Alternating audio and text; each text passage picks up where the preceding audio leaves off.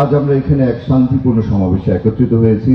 ধন্যবাদ জানাই বাংলাদেশের শিল্পীদেরকে, কলাকুশলীদেরকে, বাংলাদেশের শিল্পী সংগঠনের বিভিন্ন অঙ্গ সংগঠনের যারা আজকে একত্রিত হয়ে এখানে একটা শান্তিপূর্ণ সমাবেশের আয়োজন করেছে। আমরা শান্তি চাই, আমরা শান্তিতে থাকতে চাই। এটা কি অনেক বড় চাওয়া? মানুষ মানুষের জন্য একটু সহানুভূতি কি দেখাতে পারে না?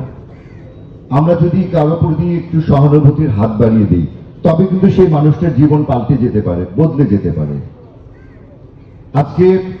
আজকে আমি মনোনয়ন পাওয়ার পর এই প্রথম আমার পরিবারে ফিরে এসেছি, আমার শিল্পীদের সঙ্গে একত্রিত হয়েছি। ধন্যবাদ সমস্ত শিল্পী সংগঠনের যারা যারা আছেন, কলাকুশলী। আমার নিজ বাড়িতে এসে আজ আমরা একটা শান্তিপূর্ণ সমাবেশ করছি, কারণ দেশে এখন একটা অস্থির অবস্থা চলছে। সেই সময় আমরা শিল্পী সমাজ তো থমকে দাঁড়াতে পারি না।